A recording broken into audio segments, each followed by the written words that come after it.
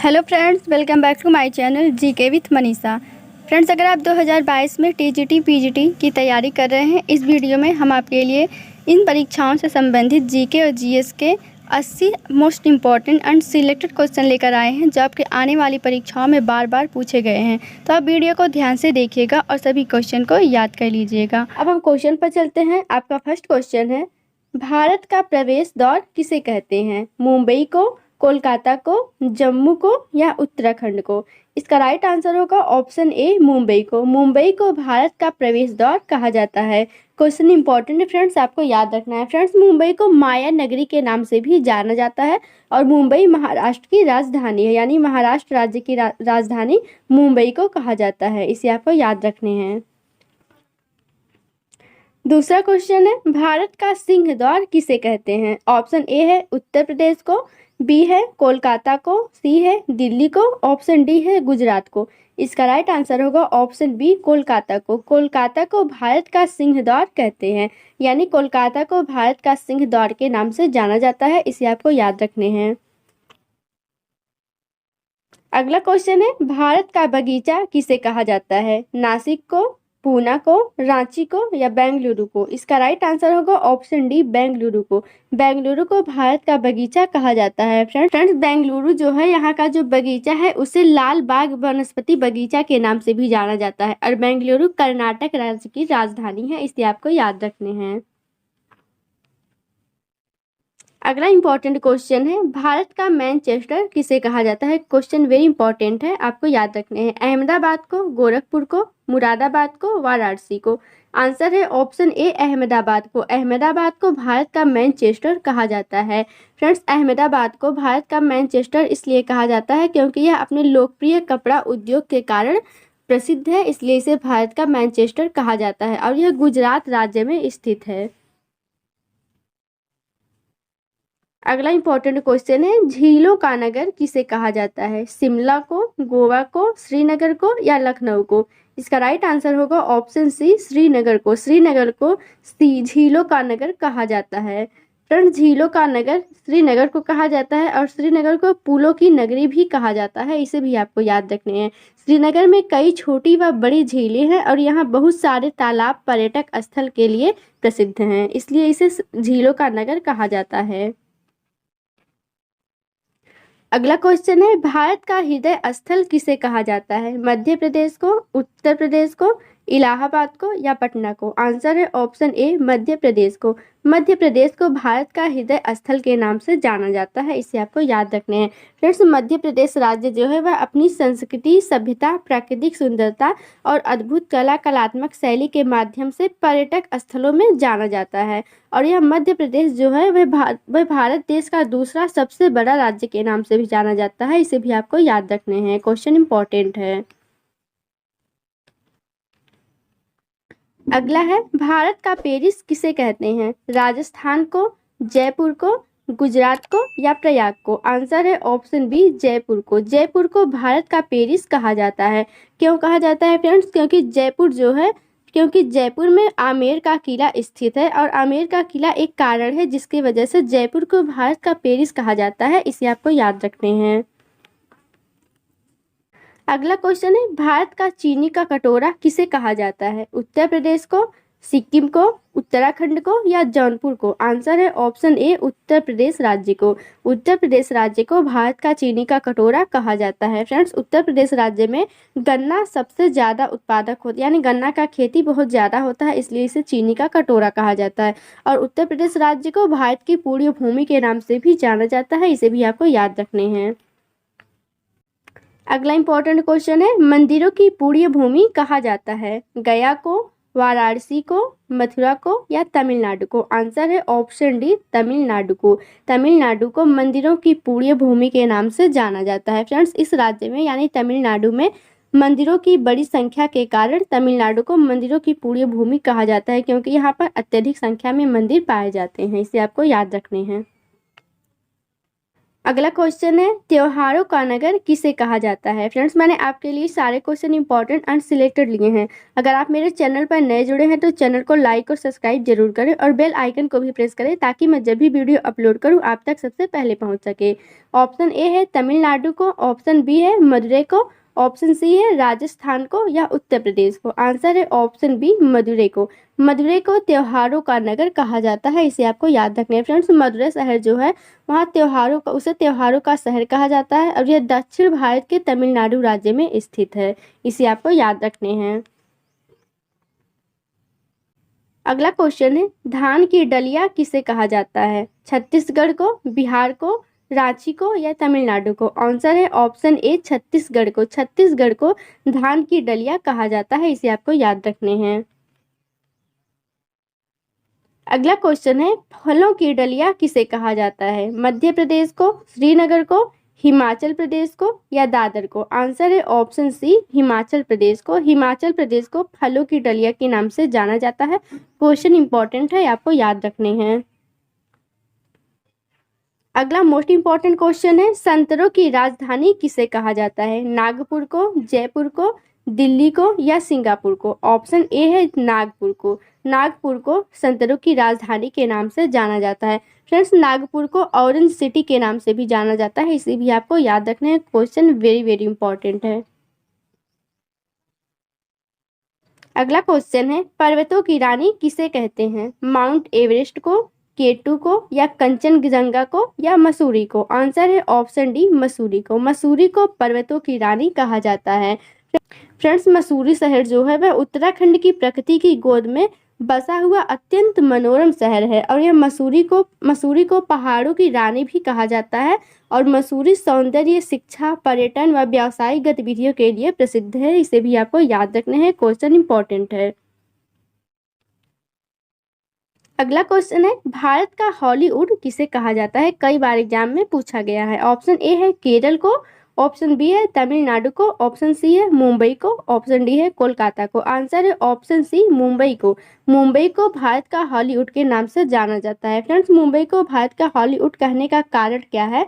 यह है कि यह भारत का फिल्म उद्योग जो है वह पूरी तरह से मुंबई में ही आधारित है, इसलिए भारत का हॉलीवुड मुंबई शहर को कहा जाता है, इसे आपको याद रखना। और मुंबई को महाराष्ट्र राज्य की राजधानी भी कहा जाता है और मुंबई शहर को ही माया नगरी के नाम से भी जाना जाता है, इसे आपको याद रखने हैं। क्वेश्चन है, गर्मियों में अत्यधिक पसीने से बचाव के लिए निम्न में से कौन सा यौगिक घमौरी नाशक पाउडर के रूप में प्रयोग किया जाता है। ऑप्शन ए है कार्बनिक अम्ल, बी है बोरिक अम्ल, सी है सल्फ्यूरिक अम्ल, डी है फास्फोरिक अम्ल। इसका राइट आंसर होगा ऑप्शन बी बोरिक अम्ल। यानी बोरिक अम्ल यह एक ऐसा यौगिक है जो घमौरी नाशक पाउडर के रूप में प्रयोग किया जाता है।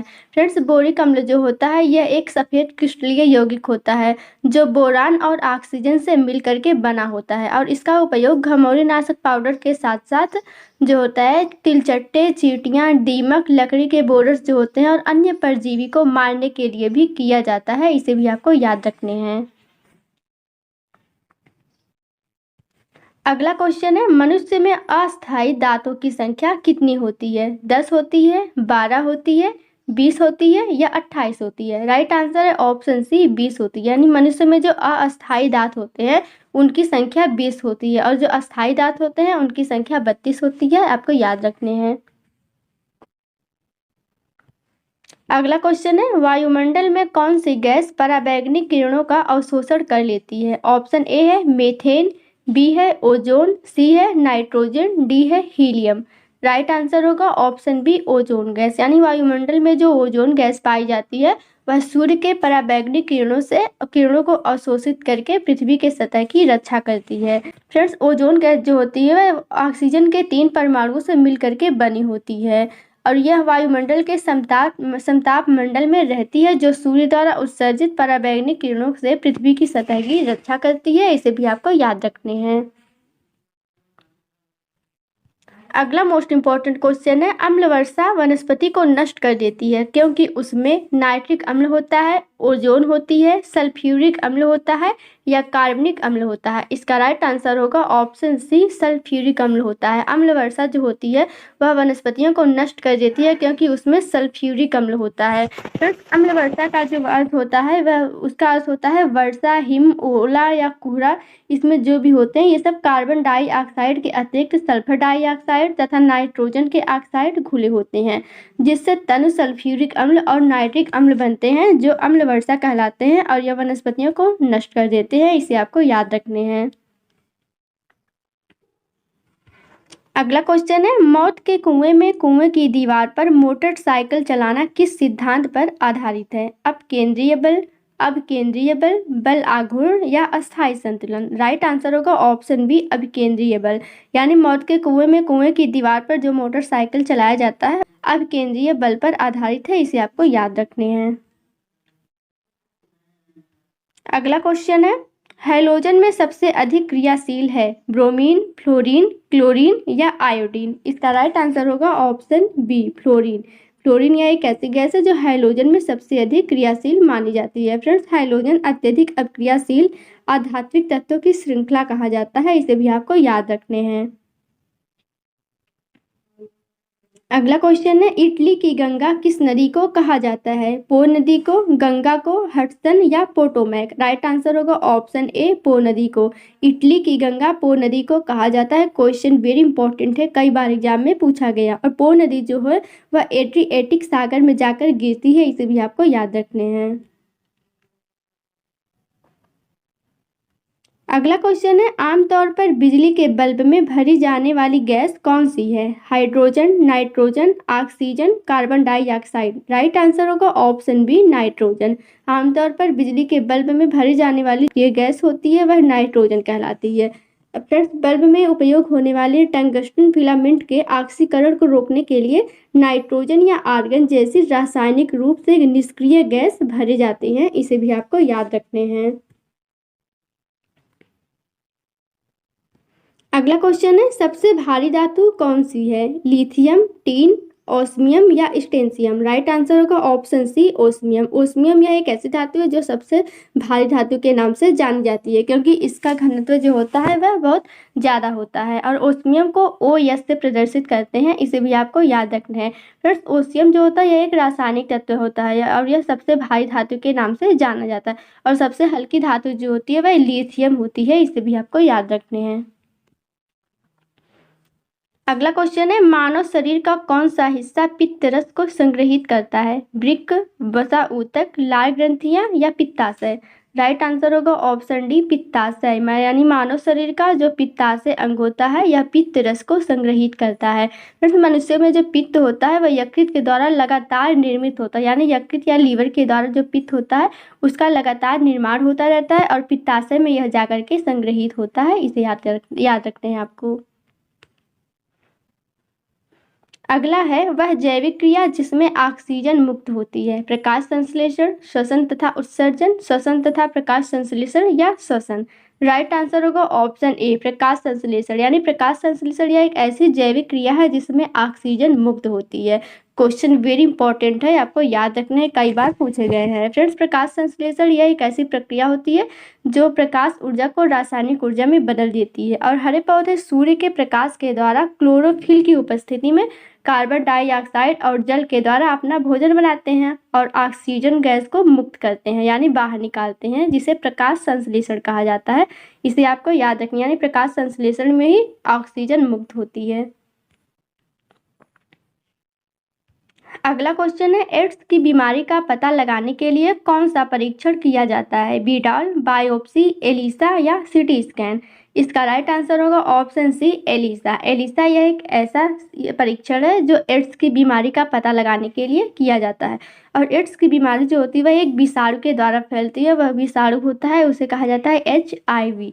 HIV यह एक ऐसा विषाणु है जो एड्स की बीमारी को फैलाता है। आपको याद रखने हैं। अगला क्वेश्चन है, निम्नलिखित में से कौन सा एक सबसे सूखा स्थान है? मुंबई, दिल्ली, लेह या बेंगलुरु? राइट आंसर है ऑप्शन सी लेह। लेह जो है यह सबसे सूखा स्थान के नाम से जाना जाता है। फ्रेंड्स, लेह जो होता है यह भारत के लद्दाख के केंद्र शासित प्रदेश की राजधानी है और पूरे लद्दाख प्रदेश का सबसे बड़ा शहर के नाम से भी जाना जाता है। इसे आपको याद रखने हैं। अगला क्वेश्चन है, कुष्ठ निवारण दिवस कब मनाया जाता है? फ्रेंड्स, मैंने आपके लिए सारे क्वेश्चन इंपॉर्टेंट एंड सिलेक्टेड लिए हैं। वही क्वेश्चन लिए हैं जो आपके आने वाली परीक्षाओं में बार बार पूछे गए हैं। अगर आप मेरे चैनल पर नए जुड़े हैं तो चैनल को लाइक और सब्सक्राइब जरूर करें। बेल आइकन को भी प्रेस करें ताकि मैं जब भी वीडियो अपलोड करूं आप तक सबसे पहले पहुंच सके। ऑप्शन ए है 30 जनवरी को, 30 मार्च को, 29 जनवरी को या 29 मार्च को। इसका राइट आंसर होगा ऑप्शन ए 30 जनवरी को, यानी कुष्ठ निवारण दिवस यह 30 जनवरी को मनाया जाता है। फ्रेंड्स, 30 जनवरी को महात्मा गांधी की पुण्यतिथि भी मनाई जाती है और उनकी पुण्यतिथि को राष्ट्रीय कुष्ठ रोग दिवस के रूप में भी जाना जाता है या मनाया जाता है। इसे आपको याद रखने हैं। अगला क्वेश्चन है, थल सेना दिवस कब मनाया जाता है? 13 जनवरी को, 14 जनवरी को, 15 जनवरी को या 16 जनवरी को? इसका राइट आंसर है ऑप्शन सी 15 जनवरी को। 15 जनवरी को थल सेना दिवस के रूप में मनाया जाता है। थल सेना दिवस यानी इंडियन आर्मी डे, इसे थल सेना दिवस कहा जाता है। और यह ऐसा दिन है, यानी थल सेना दिवस यह एक ऐसा दिन होता है जिस दिन भारत की सेना ब्रिटेन से अपनी आज़ादी का जश्न मनाती है। इसलिए इस दिन 13 जनवरी को थल सेना दिवस के रूप में मनाया जाता है। अगला क्वेश्चन है, उत्तल दर्पण का प्रयोग कहाँ किया जाता है? दाढ़ी बनाने में, वाहनों के पीछे का दृश्य देखने में, कैमरे में या उपरोक्त सभी में? राइट आंसर होगा ऑप्शन बी, वाहनों के पीछे के दृश्य को देखने के लिए उत्तल दर्पण का प्रयोग किया जाता है। फ्रेंड्स, वाहनों के पीछे के दृश्य को देखने के लिए उसमें उत्तल दर्पण का जो प्रयोग किया जाता है वह इसलिए किया जाता है ताकि इसमें ड्राइवर अपने पीछे के वाहनों को देख सकते हैं, जिससे वे सुरक्षित रूप से वाहन को चला सके। इसलिए उत्तल दर्पण का प्रयोग किया जाता है, आपको याद रखने हैं। अगला क्वेश्चन है, अष्टाध्यायी किसकी रचना है? पतंजलि की, पाणिनि की, कौटिल्य की या भारद्वाज की? राइट आंसर होगा ऑप्शन बी, पाणिनि की। अष्टाध्यायी जो होता है यह पाणिनि की रचना है। फ्रेंड्स, अष्टाध्यायी जो है यह 8 अध्यायों वाली रचना है। इसे अष्टाध्यायी का मतलब होता है इसमें 8 अध्याय पाए जाते हैं और यह महर्षि पाणिनि के द्वारा रचित संस्कृत व्याकरण का एक अत्यंत प्राचीन ग्रंथ के नाम से जाना जाता है। आपको याद रखना है, क्वेश्चन वेरी वेरी इंपॉर्टेंट है। अगला मोस्ट इंपॉर्टेंट क्वेश्चन है, विश्व दूध दिवस कब मनाया जाता है? 1 जून को, 2 जून को, 4 जुलाई को या 7 जुलाई को? राइट आंसर है ऑप्शन ए 1 जून को। 1 जून को विश्व दूध दिवस के रूप में मनाया जाता है। फ्रेंड्स, संयुक्त राष्ट्र के जो खाद्य और कृषि संगठन के द्वारा विश्व दूध दिवस 1 जून को 2000 से मनाया जा रहा है। इसे भी आपको याद रखने हैं। अगला इंपॉर्टेंट क्वेश्चन है, कन्नौज का युद्ध कब हुआ था? 1502 में, 1530 में, 1536 में या 1540 में? राइट आंसर है ऑप्शन डी 1540 में। 1540 में कन्नौज का युद्ध हुआ था। फ्रेंड्स, कन्नौज का युद्ध जो है वह मई 1540 में हुमायूं और शेर शाह के बीच में हुआ था। इसे आपको याद रखने हैं। अगला क्वेश्चन है, इंद्रावती बाघ अभ्यारण्य किस राज्य में स्थित है? छत्तीसगढ़ में, हरियाणा में, राजस्थान में या गुजरात में? राइट आंसर होगा ऑप्शन ए छत्तीसगढ़ में। छत्तीसगढ़ राज्य में इंद्रावती बाघ अभ्यारण्य स्थित है। फ्रेंड्स, इंद्रावती राष्ट्रीय उद्यान जो है वह छत्तीसगढ़ के बीजापुर जिले में स्थित है और यह वहाँ के बेहतरीन और सबसे प्रसिद्ध वन्य जीव उद्यान के रूप में भी जाना जाता है। इसे आपको याद रखने हैं। क्वेश्चन है, झंडा गीत किसने लिखा है? ऑप्शन ए है बंकिम चंद्र चटर्जी ने, बी है रविंद्रनाथ टैगोर ने, सी है मैथिली शरण गुप्त ने, डी है श्यामलाल गुप्ता पार्षद ने। राइट आंसर होगा इसका ऑप्शन डी श्यामलाल गुप्ता पार्षद ने, यानी झंडा गीत को श्यामलाल गुप्ता पार्षद ने लिखा है। फ्रेंड्स, जो झंडा गीत है हमारी वह है विजयी विश्व तिरंगा प्यारा, झंडा ऊंचा रहे हमारा। इस झंडा गीत को श्यामलाल गुप्ता पार्षद के द्वारा लिखा गया है और इस गीत को इन्होंने जेल के अंदर लिखा था। इसे भी आपको याद रखने हैं। अगला क्वेश्चन है, प्रेम पचीसी के रचनाकार हैं? Premchand, Phanishwar Nath Renu, Jaishankar Prasad, Mahadevi Verma. Question very important है, आपको जरूर से जरूर याद रखने हैं। इसका राइट आंसर होगा ऑप्शन ए प्रेमचंद, यानी प्रेम पचीसी के रचनाकार प्रेमचंद हैं। प्रेमचंद ने प्रेम पचीसी को लिखा है। अगला क्वेश्चन है, चित्रा उपन्यास किसके द्वारा लिखा गया है? शरत चंद्र चटर्जी, ताराशंकर उपाध्याय, रविंद्रनाथ टैगोर, बंकिम चंद्र चटर्जी। राइट आंसर होगा ऑप्शन सी रविंद्रनाथ टैगोर, यानी चित्रा यह एक उपन्यास है जिसको रविंद्रनाथ टैगोर के द्वारा लिखा गया है। क्वेश्चन वेरी इंपॉर्टेंट है, आपको जरूर से जरूर याद रखने हैं। अगला है, हमारा राष्ट्रीय गीत वंदे मातरम कहाँ से संकलित है? गोदान, आनंद मठ, डाकघर, चित्रा। इसका राइट आंसर होगा ऑप्शन बी आनंद मठ। आनंद मठ यह एक उपन्यास है जहाँ से हमारा राष्ट्रीय गीत वंदे मातरम लिया गया है। फ्रेंड्स, बंकिम चंद्र चटर्जी के द्वारा संस्कृत और बांग्ला मिश्रित दोनों भाषाओं में रचित इस गीत का प्रकाशन सन 1882 में उनके उपन्यास आनंद मठ में अंतर्निहित गीत के रूप में हुआ है। इसे भी आपको याद रखना है, यानी इस गीत का जब प्रकाशन है 1882 ईस्वी में उनके जो है बंकिम चंद्र चटर्जी के उपन्यास आनंद मठ से लिया गया है, आपको याद रखने हैं। अगला क्वेश्चन है, देवदास उपन्यास के रचनाकार कौन है? क्वेश्चन वेरी इंपॉर्टेंट है। ऑप्शन ए है शरत चंद्र चट्टोपाध्याय, बी है प्रेमचंद, सी है मैथिली शरण गुप्त, डी है निराला। इसका राइट आंसर होगा ऑप्शन ए शरत चंद्र चट्टोपाध्याय, यानी देवदास यह एक उपन्यास है जिसके रचनाकार शरत चंद्र चट्टोपाध्याय हैं। फ्रेंड्स, शरत चंद्र चट्टोपाध्याय जो है यह भारतीय साहित्य के प्रमुख स्तंभ हैं और यह इनके जिन उपन्यासों को सर्वाधिक लोकप्रियता मिली है उनमें देवदास सबसे प्रमुख माना जाता है और इसका प्रकाशन 1917 में हुआ था। इसे भी आपको याद रखने हैं। अगला है, भारत में पहला समाचार पत्र किसने शुरू किया था? दादा भाई नौरोजी ने, सैयद अहमद खान ने, रविंद्रनाथ टैगोर ने, जेम्स हिक्की ने। राइट आंसर है ऑप्शन डी जेम्स हिक्की ने, यानी भारत में पहला समाचार पत्र जेम्स हिक्की के द्वारा शुरू किया गया था। और इसे कब शुरू किया, यानी भारत के पहले समाचार पत्र की स्थापना कब हुई थी? 1780 ईस्वी में हुई थी। इसे भी आपको याद रखने हैं। अगला और मोस्ट इम्पॉर्टेंट क्वेश्चन है, टेलीविज़न का आविष्कार किसने किया था? लॉरेंस, जेम्स एल बेयर्ड ने, और ए मिलिकॉन ने, लुई ब्रेल ने। राइट आंसर होगा इसका option B James L Baird ने, यानी टेलीविज़न का आविष्कार जेम्स एल बेयर्ड ने किया था, आपको याद रखने हैं।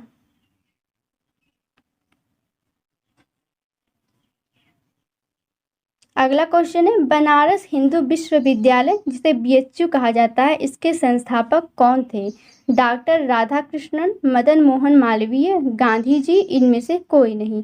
इसका राइट आंसर होगा ऑप्शन बी मदन मोहन मालवीय, यानी बनारस हिंदू विश्वविद्यालय जिसे बीएचयू कहा जाता है इसके संस्थापक मदन मोहन मालवीय जी हैं। इसे आपको याद रखने हैं।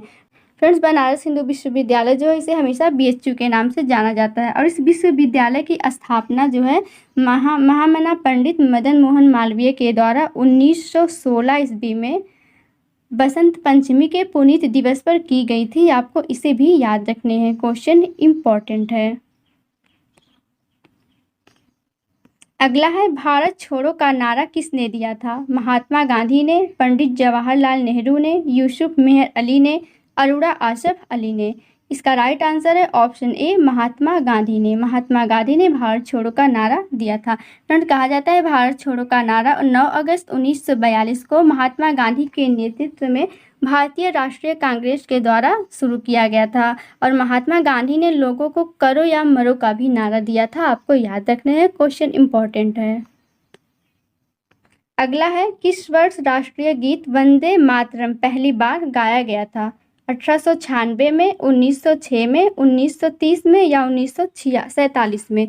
राइट आंसर होगा इसका ऑप्शन ए 1896 ईस्वी में राष्ट्रीय गीत हमारा वंदे मातरम सबसे पहली बार गाया गया था, आपको याद रखने हैं। फ्रेंड, भारत का जो राष्ट्रीय गीत वंदे मातरम है इसे सर्वप्रथम 1896 में गाया गया था और इसके जो मूल रूप से वंदे मातरम का जो प्रारंभिक पद है उसको संस्कृत में लिखा गया है, जबकि शेष गीत जो है वह बांग्ला भाषा में, यानी संस्कृत और बांग्ला भाषा मिश्रित यह गीत लिखा गया है, आपको इसे भी याद रखने हैं। अगला क्वेश्चन है, गांधी जी की मृत्यु पर किसने कहा था हमारे जीवन से प्रकाश चला गया? लॉर्ड माउंटबेटन ने कहा था, राजेंद्र प्रसाद ने कहा था, या राधा कृष्णन ने कहा था, या पंडित जवाहरलाल नेहरू ने कहा था? राइट आंसर होगा इसका ऑप्शन डी, पंडित जवाहरलाल नेहरू ने। यानी पंडित जवाहरलाल नेहरू ने कहा था जब गांधी जी की मृत्यु हो गई थी, हमारे जीवन से प्रकाश चला गया। क्वेश्चन वेरी इंपॉर्टेंट है, अक्सर एग्जाम में पूछा जाता है।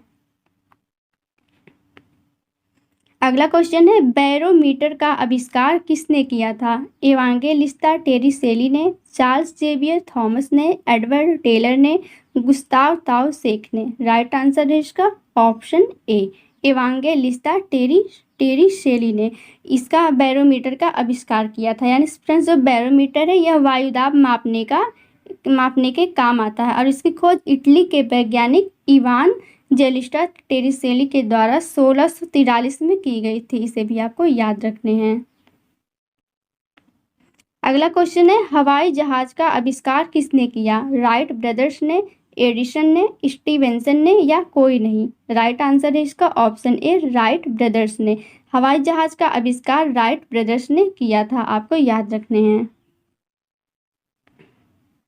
अगला है, टेलीस्कोप की खोज किस वैज्ञानिक ने की थी? रदरफोर्ड ने, गैलीलियो ने, जेम्स वाट ने, नन? राइट आंसर होगा इसका ऑप्शन बी, गैलीलियो ने। यानी टेलीस्कोप की खोज गैलीलियो नामक वैज्ञानिक ने की थी। फ्रेंड, टेलीस्कोप जो होता है यह एक ऐसा यंत्र है जिसका इस्तेमाल दूर स्थित चीज़ों को देखने के लिए किया जाता है और यह एक ट्यूब के शेप में होता है, यानी ट्यूब के समान होता है और इसे दूरदर्शी या दूरबीन भी कहा जाता है। आपको याद रखने हैं, क्वेश्चन इंपॉर्टेंट है। अगला है, गैस इंजन की खोज किसने की थी? Charles, Diesel, Daimler, none?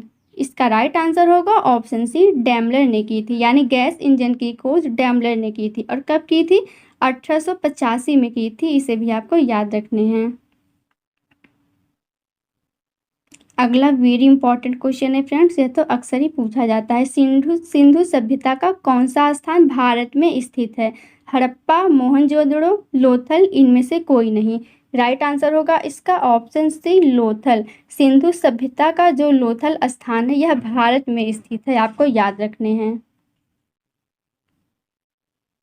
अगला क्वेश्चन है, भारत में खोजा गया सबसे पुराना शहर कौन सा था? हड़प्पा, सिंधु, मोहनजोदड़ो, या पंजाब? फ्रेंड्स, राइट आंसर होगा इसका ऑप्शन ए, हड़प्पा। यानी भारत में खोजा गया सबसे पुराना शहर हड़प्पा था। इसे आपको याद रखने हैं।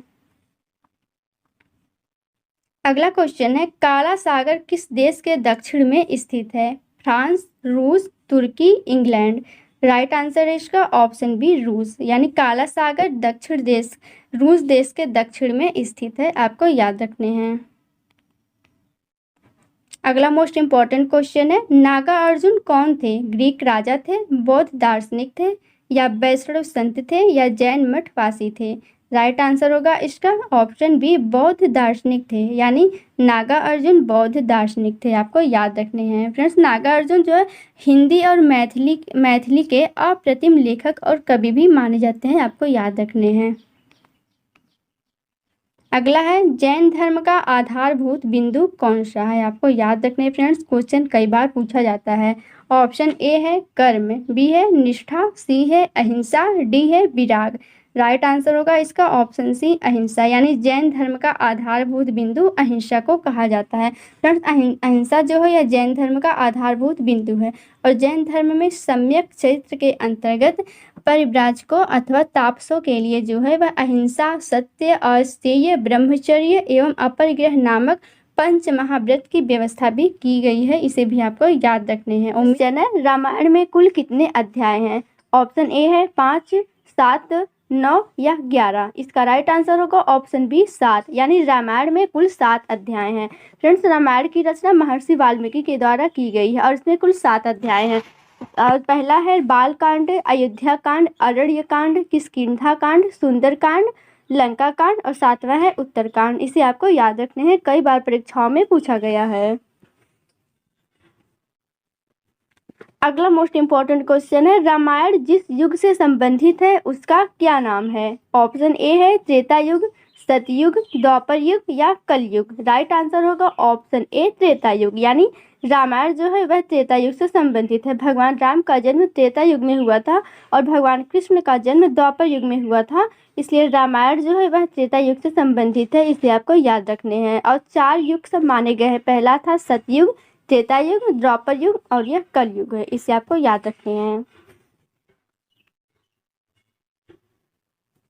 अगला क्वेश्चन है, महर्षि वाल्मीकि का बचपन का नाम क्या था? क्वेश्चन वेरी वेरी इंपॉर्टेंट है, कई बार एग्जाम में पूछा गया है। रमाकर, रत्नेश, रत्नाभ या रत्नसेन? राइट आंसर होगा ऑप्शन ए रमाकर। महर्षि वाल्मीकि का बचपन का नाम रमाकर था। महर्षि वाल्मीकि जिन्होंने रामायण की रचना किया था, इनके बचपन का नाम रमाकर है, आपको याद रखने हैं। अगला मोस्ट इंपॉर्टेंट क्वेश्चन है, 1 किलो बाइट यानी केबी में 1 केबी में कितने बाइट के बराबर होते हैं? 1024 मेगाबाइट, 1024 बाइट या 1024 गीगाबाइट? इनमें से कोई नहीं, इसका राइट आंसर होगा ऑप्शन बी 1024 बाइट। 1024 बाइट जो होता है वह 1 किलो बाइट के बराबर होते हैं और 1 बाइट जो होता है वह 1 बिट के बराबर होता है, इसे भी आपको याद रखने हैं। अगला इंपॉर्टेंट क्वेश्चन है, परमाणु के न्यूक्लियस में पाए जाने वाले मूल कण हैं इलेक्ट्रॉन, प्रोटॉन, प्रोटॉन न्यूट्रॉन या न्यूट्रॉन इलेक्ट्रॉन या इलेक्ट्रॉन पॉजिट्रॉन? इसका राइट आंसर होगा ऑप्शन बी प्रोटॉन और न्यूट्रॉन। या प्रोटॉन और न्यूट्रॉन जो है वह परमाणु के न्यूक्लियस यानी नाभिक में पाए जाने वाले मूल कण कहलाते हैं। फ्रेंड्स, नाभिक जो होता है वह नाभिकीय कणों प्रोटॉन तथा न्यूट्रॉन से बने होते हैं और इस जो कण होता है उसे न्यूक्लियस के नाम से भी जाना जाता है, आपको याद रखने हैं। अगला क्वेश्चन है, चेचक के विषाणु का नाम क्या है? वायरोला मेजर, वायरोला माइनर, सार्स कोव-2 या ए और बी दोनों? इसका भी राइट आंसर होगा ऑप्शन डी ए और बी दोनों, यानी वायरोला मेजर, वायरोला माइनर ये दोनों चेचक के विषाणु के नाम हैं, आपको याद रखने हैं। फ्रेंड्स, चेचक जो होता है यह एक इसे बड़ी माता स्मॉल पॉक्स ये भी कहा जाता है और यह एक विषाणु जनित रोग है, यानी यह विषाणु के द्वारा फैलता है। अगला है, किस ग्रीन हाउस गैस से ओजोन प्रदूषण नहीं होता है? Methane, carbon monoxide, nitrous oxide या जलवाष्प?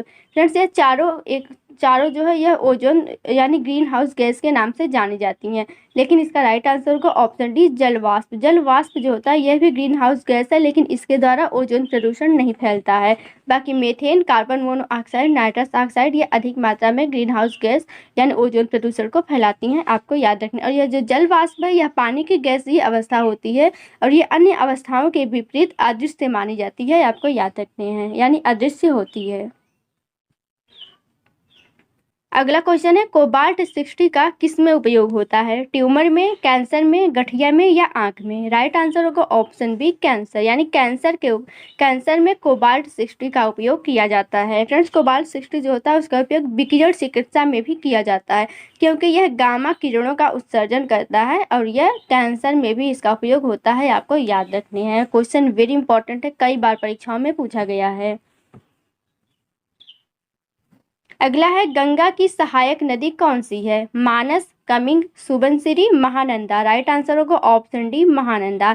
इनमें से जो महानंदा है यह गंगा की सहायक नदी के नाम से जानी जाती है।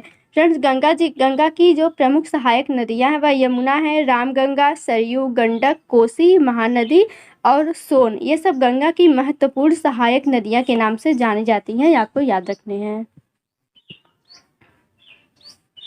अगला क्वेश्चन है, मीराबाई के गुरु कौन थे? फ्रेंड्स, ऑप्शन ए है दादू, रैदास, सूरदास या रामानंद? राइट आंसर होगा ऑप्शन बी रैदास। रैदास जो थे वह मीराबाई के गुरु माने जाते थे। फ्रेंड्स, रैदास जो थे वह गुरु रविदास को रैदास भी कहा जाता है और उन्हें महान संत, दार्शनिक, कवि, समाज सुधारक और भक्त के तौर पर भी माना जाता है और इन्हें ही मीराबाई के गुरु भी कहा जाता है, इसे आपको याद रखना है। क्वेश्चन वेरी इंपॉर्टेंट है। अगला क्वेश्चन है, मीराबाई की भाषा मूलतः क्या थी? राजस्थानी, अवधी, फारसी या तेलुगु? इसका राइट आंसर होगा ऑप्शन ए राजस्थानी, यानी मीराबाई की भाषा जो मूलतः थी वह राजस्थानी मानी जाती है। क्यों मानी जाती है? क्योंकि इनका जन्म जो है वह राजस्थान में हुआ था, इसलिए इनकी भाषा जो मूलतः है वह राजस्थानी थी। और यह इनके जो पद थे, यानी इन्होंने जो रचना की थी उनमें राजस्थानी और ब्रज भाषा का मिश्रित रूप भी देखने को मिलता है, इसे आपको याद रखना है, क्योंकि उनके पदों में जो है सहज और सरल भाषा का प्रयोग किया गया था। अगला क्वेश्चन है, भारत में खोजा गया सबसे पुराना शहर कौन सा था? हड़प्पा, मोहनजोदड़ो, सिंध या पंजाब? राइट आंसर होगा ऑप्शन ए हड़प्पा। हड़प्पा जो यह भारत में खोजा गया सबसे पुराना शहर के नाम से जाना जाता है। फ्रेंड्स, हड़प्पा जो है इसे सिंधु घाटी सभ्यता को इसी शहर के नाम के कारण हड़प्पा सभ्यता भी कहा जाता है, और यह सबसे पहले खोजी गई भारतीय सभ्यता भी है, यानी सबसे प्राचीन सभ्यता है, इसे आपको याद रखने हैं। अगला मोस्ट इम्पॉर्टेंट क्वेश्चन है, अलीगढ़ मुस्लिम विश्वविद्यालय यानी AMU के संस्थापक कौन थे? मौलाना आजाद, सर सैयद अहमद, मोहम्मद अली जिन्ना या डॉक्टर जाकिर हुसैन? इसका राइट आंसर है option B sir Syed Ahmad. Aligarh Muslim विश्वविद्यालय के संस्थापक सर सैयद अहमद खान थे, यानी इन्होंने ही इसकी स्थापना की थी, और कब की थी? 1920 में की थी। यानी AMU जो यूनिवर्सिटी है इसके संस्थापक सर सैयद अहमद है, और इन्होंने 1920 में इसकी स्थापना की थी। अगला क्वेश्चन है, नीली क्रांति किससे संबंधित है? मछली उत्पादन से, तेल उत्पादन से, दुग्ध उत्पादन से, खाद्यान्न उत्पादन से? इसका राइट आंसर है ऑप्शन ए मछली उत्पादन से, यानी नीली क्रांति जो है यह मछली उत्पादन से संबंधित या मत्स्य उत्पादन से संबंधित है। अगला है, चीनी का प्रमुख उत्पादक देश कौन सा है? ऑस्ट्रेलिया, क्यूबा, भारत या अमेरिका? राइट आंसर है ऑप्शन सी भारत। चीनी का प्रमुख उत्पादक देश जो है वह भारत को माना जाता है। फ्रेंड्स, विश्व में चीनी का सबसे बड़ा उत्पादन जो है वह ब्राज़ील को माना जाता है, यानी विश्व में सबसे ज़्यादा चीनी ब्राज़ील देश में होता है, और दूसरे स्थान पर हमारा भारत देश है। दूसरे नंबर पर यानी भारत देश आता है, जो कि एशिया में प्रथम स्थान पर है, इसे आपको याद रखने हैं। अगला क्वेश्चन है, किस राज्य में गेहूं का प्रचुर मात्रा में उत्पादन किया जाता है? हरियाणा, राजस्थान, उत्तर प्रदेश या पंजाब? इसका भी राइट आंसर होगा ऑप्शन सी उत्तर प्रदेश, यानी उत्तर प्रदेश राज्य में गेहूं प्रचुर मात्रा में उत्पादन किया जाता है। फ्रेंड्स, देश के कुल उत्पादन का करीब 90% यानी 90% जो गेहूं है वह 6 राज्यों में, यानी पहला है हरियाणा, पंजाब, उत्तर प्रदेश, राजस्थान, मध्य प्रदेश और बिहार से होता है। यानी भारत के इन 6 राज्यों में सबसे ज़्यादा गेहूं का उत्पादन होता है, लेकिन उत्तर प्रदेश राज्य से प्रचुर मात्रा में गेहूं का उत्पादन किया जाता है, आपको याद रखने हैं। अगला क्वेश्चन है, मसाला पदार्थ कौन सा है जो जड़ों से प्राप्त होता है? लौंग, हल्दी, जीरा या कोई नहीं? इसका राइट आंसर होगा ऑप्शन बी हल्दी। हल्दी एक ऐसा मसाला पदार्थ है जो जड़ से प्राप्त किया जाता है, बाकी लौंग और ये जीरा ये सब फल की तरह प्राप्त होते हैं, आपको याद रखने हैं।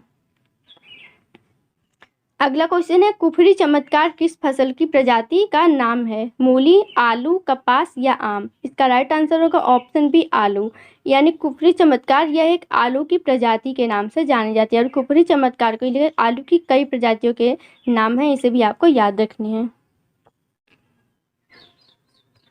अगला है, किस पेड़ से हम कुनैन प्राप्त करते हैं? यूकेलिप्टस पेड़ से, सिनकोना पेड़ से, नीम के पेड़ से या सिंक्यूरिया? इसका राइट आंसर होगा ऑप्शन बी सिनकोना पेड़ से। जो सिनकोना पेड़ है इसके जड़ से कुनैन को प्राप्त किया जाता है। फ्रेंड्स, कुनैन जो होता है यह एक औषधि होती है, और उसका प्रयोग हम मलेरिया जब किसी को होता है तो उसमें औषधि के रूप में किया जाता है, जो सिनकोना के पेड़ के जड़ से प्राप्त किया जाता है, आपको याद रखने हैं। अगला क्वेश्चन है, गौतम बुद्ध के निर्वाण को कौन सा चिन्ह बताता है? कमल, चक्र, घोड़ा या बोधि वृक्ष? इसका राइट आंसर है ऑप्शन डी बोधि वृक्ष। बोधि वृक्ष जो है यह गौतम बुद्ध के निर्वाण का चिन्ह बताता है, यानी चिन्ह के नाम से जाना जाता है। फ्रेंड्स, बोधि वृक्ष जो है वह बिहार राज्य में जो गया जिला है वहाँ पर बोध गया स्थित महाबोधि मंदिर परिषद है, वहाँ पर स्थित एक पीपल का वृक्ष है, और उसी वृक्ष के नीचे 531 ईसा पूर्व में भगवान बुद्ध को ज्ञान की प्राप्ति हुई थी, और यही बोधि वृक्ष जो है वह भगवान बुद्ध के निर्वाण का चिन्ह माना जाता है, आपको याद रखने हैं। उम्मीद है फ्रेंड्स आपको मेरी ये वीडियो अच्छी लगी होगी। वीडियो अच्छी लगे तो आप चैनल को लाइक और सब्सक्राइब जरूर करें।